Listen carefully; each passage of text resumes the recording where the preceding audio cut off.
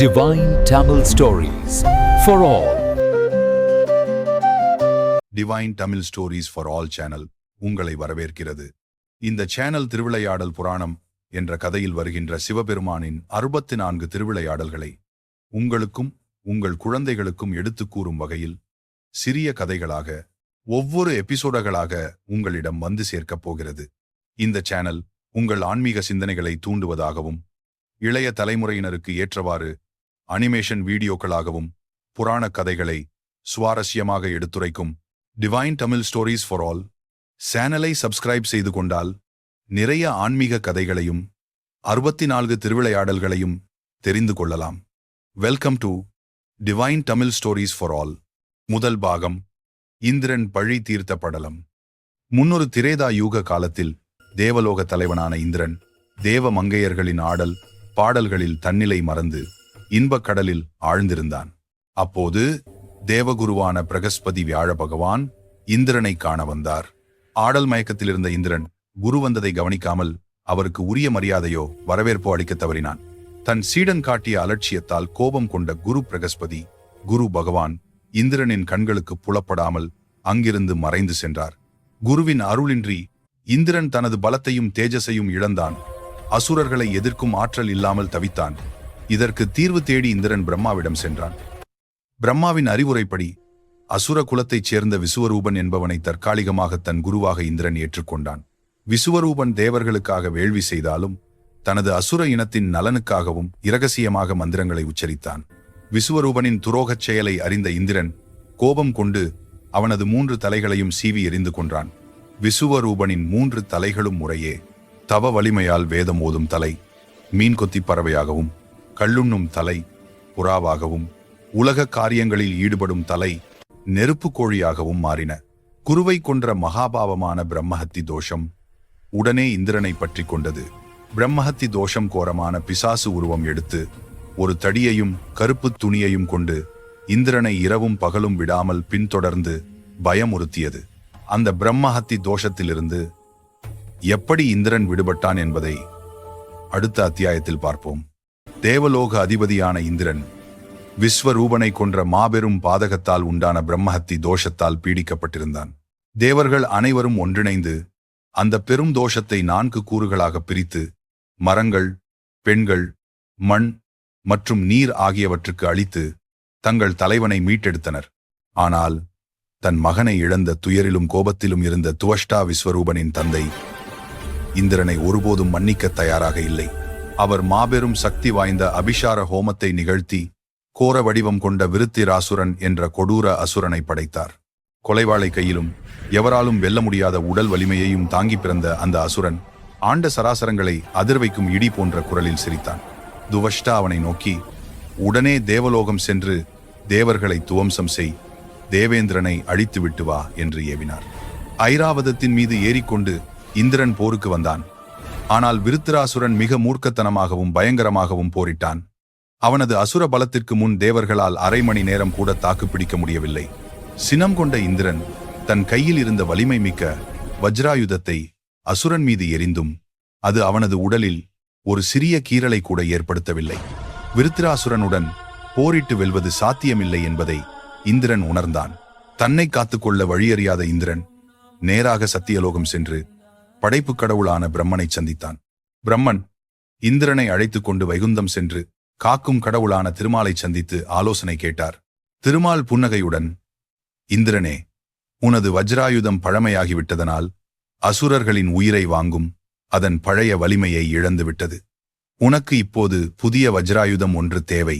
ஆனால் அது பிரபஞ்சத்தில் உள்ள எந்த ஒரு உலோகத்தாலும் செய்யப்பட்டதாக இருக்கக்கூடாது என்று கூறினார். குழப்பமடைந்த இந்திரன், அப்படிப்பட்ட ஆயுதம் எங்கே கிடைக்கும் என்று கேட்டான்.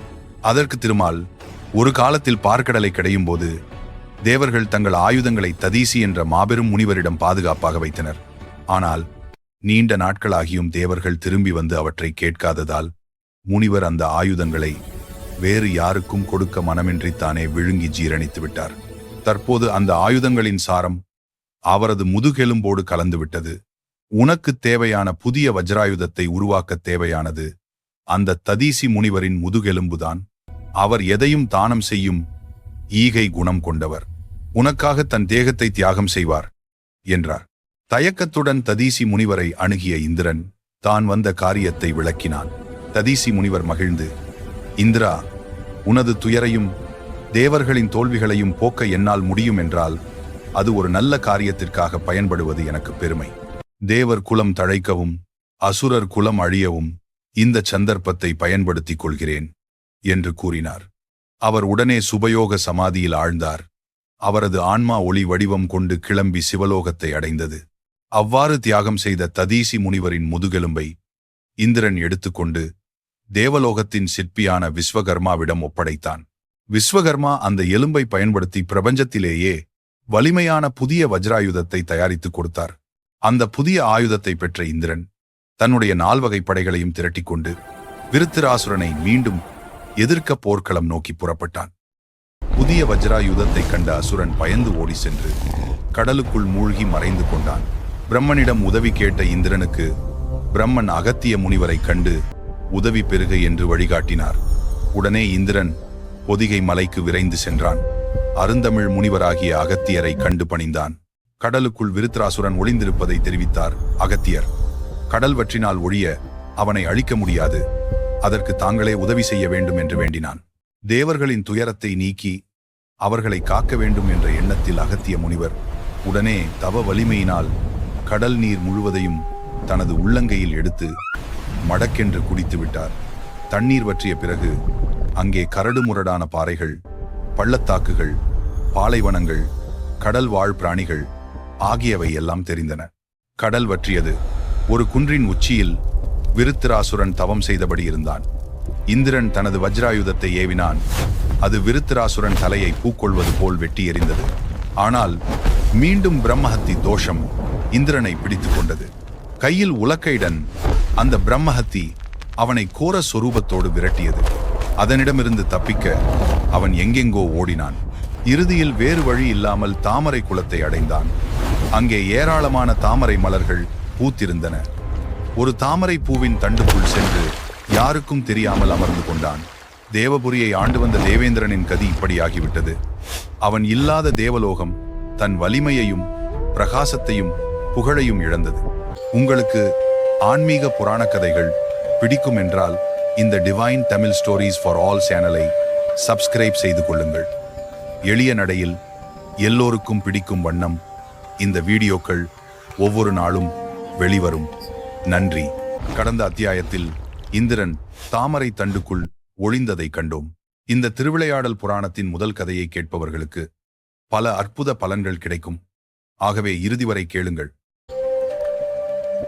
அந்த நேரத்தில் நகுஷன் என்பவன் 1000 அஸ்வமேத யாகங்களை செய்து இந்திர பதவியை அடைந்தான். இந்திரனின் மனைவி இந்திராணியை அனுபவிக்க துடித்தான். நகுஷன் சப்தரிஷிகளும் நகுஷனின் பல்லக்கை தூக்கி கொண்டு வந்தனர். அப்பொழுது சர்ப்ப என்று வடமொழி சொல்லை பயன்படுத்தி அவர்களை வேகமாக செல்லுங்கள் என்று விரட்டினான் நகுஷன். அதனால் அகத்திய முனிவர் கோபம் கொண்டார். நகுஷனை அசையக்கூட முடியாத மலைப்பாம்பாக விழுந்து கிடதே என்று சாபமிட்டார். அவன் மலைப்பாம்பாக மாறி பூமியில் கீழே விழுந்தான். தேவர்கள் என்ன செய்வது என்று புரியாமல் குலகுருவான குரு பகவானின் பாதங்களை பணிந்து நிலைமையை சரி செய்யுமாறு வேண்டினர். இரக்கம் கொண்ட வியாழ பகவான் வடகிழக்கு திசையில் சென்று தாமரை குளத்தை அடைந்தார். இந்திரா, வெளியே வா என்று அழைத்தார். அவர் இந்திரனை தேவலோகம் அழைத்துக் கொண்டு சென்றார். இந்திரன் தன் தவறை மன்னிக்குமாறு வியாழ பகவானை வேண்டினான். ஐயனே, என்னை வாட்டிய பிரம்மஹத்தி தோஷம் நீங்க வழிகாட்டுங்கள் என்று பிரார்த்தித்தான். உடனே வியாழ பகவான், உன்னை பிடித்துள்ள தோஷம் முழுவதாக நீங்க வேண்டுமானால் இந்த தேவலோகத்தில் இது முடியாது, நீ பூலோகம் செல்ல வேண்டும் என்றார். பூலோகத்திற்கு சென்ற இந்திரன் கைலை மலையில் சிவனை தரிசனம் செய்தான். அங்கிருந்து திருக்கேதாரம், காசி முதலிய தலங்களை வணங்கினான். கங்கை, யமுனை முதலிய புண்ணிய நதிகளில் நீராடினான். பிறகு காஞ்சி முதலான தலங்களை தரிசித்தான். அவனை பிடித்த தோஷம் அவனை விட்டப்பாடில்லை. இறுதியாக அவன் கடம்பவனம் என்ற மதுரையை வந்தடைந்தான். இந்திரனின் முகம் பழைய பொலிவை அடைந்தது. வலிமை கூடியது. அவனுடைய பிரம்மஹத்தி தோஷம் நீங்கியது. மகிழ்ச்சியில் இந்திரன் குருவின் பாதங்களில் பணிந்து வணங்கி ஆனந்தத்தை தெரிவித்து நன்றி சொன்னான். கடம்பவனம் முழுவதும் தெய்வ மனம் கமழ்ந்தது. மரங்களும் பறவைகளும் கூட ஓம் என்ற மந்திரத்தை உச்சரிப்பது போல் உணர்ந்தான். அங்கே அதிசயத்தக்க காட்சிகளை இந்திரனும் தேவர்களும் கண்டனர். பசியோடு இருந்த பசுவின் கன்றுகளுக்கு புலி தன் பாலை ஊட்டியது. வெயிலில் வருந்திய பாம்பு குட்டிகளுக்கு கருடன் தன் சிறகால் நிழல் ஏற்படுத்தியது. அந்த பறவை வெயிலில் காய்கிறதே என்று வருத்தம் அடைந்த குரங்கு குளத்து நீரை எடுத்து வந்து கருடன் மீது தெளித்து தன் அன்பை வெளிப்படுத்தியது. பகை மறந்த நிலையில் விலங்கு மற்றும் பறவைகளின் வித்தியாசமான செயல்களை கண்டு அனைவரும் மெய்சிலிர்த்தனர். மன்னா, நாங்கள் காண கிடைக்காத தெய்வீக காட்சியை கண்டோம். புனிதமும் தூய்மையும் கொண்ட அந்த தீர்த்தங்கரையில் கடம்ப மரத்தின் நிழலில் சிவலிங்கம் ஒன்று தரிசனம் தருகிறது. அது ஒப்பற்றதாகவும் சுயம்புவாகவும் தோன்றியதாக இருக்கிறது. அழகான சிவலிங்கத்தை தனது 1000 கண்களால் தரிசனம் செய்தான் இந்திரன். ஆடினான், பாடினான், தன் மகிழ்ச்சியை பலவாறு வெளிப்படுத்தினான்.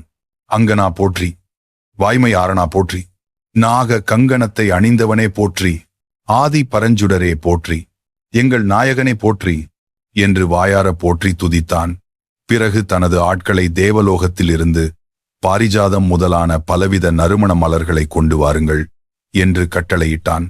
இறைவனுக்கு நான் சிறப்பாக பூசை செய்ய வேண்டும் என்றான்.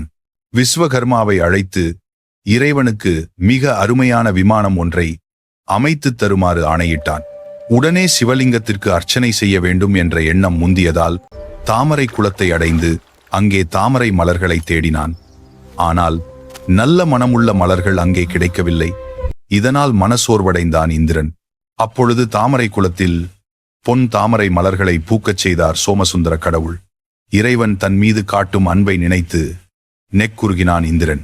தாமரை குளத்தில் நீராடி பொற்றாமரை மலர்களை பறித்து கையில் எடுத்துக்கொண்டு சிவலிங்கம் இருக்கின்ற இடத்திற்கு வந்தடைந்தான்.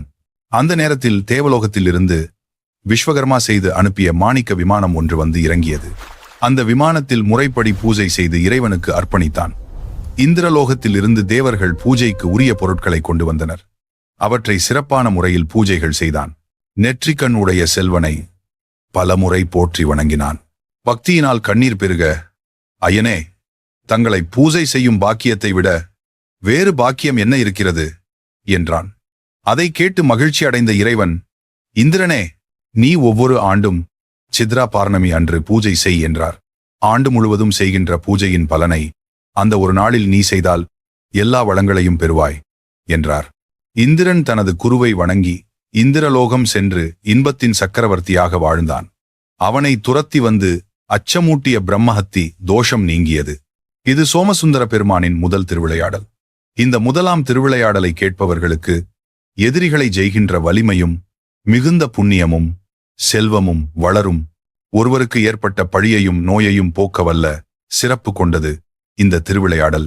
உங்களுக்கு ஆன்மீக புராண கதைகள் பிடிக்கும் என்றால் இந்த divine Tamil stories for all சேனலை சப்ஸ்கிரைப் செய்து கொள்ளுங்கள். எளிய நடையில் எல்லோருக்கும் பிடிக்கும் வண்ணம் இந்த வீடியோக்கள் ஒவ்வொரு நாளும் வெளிவரும். நன்றி.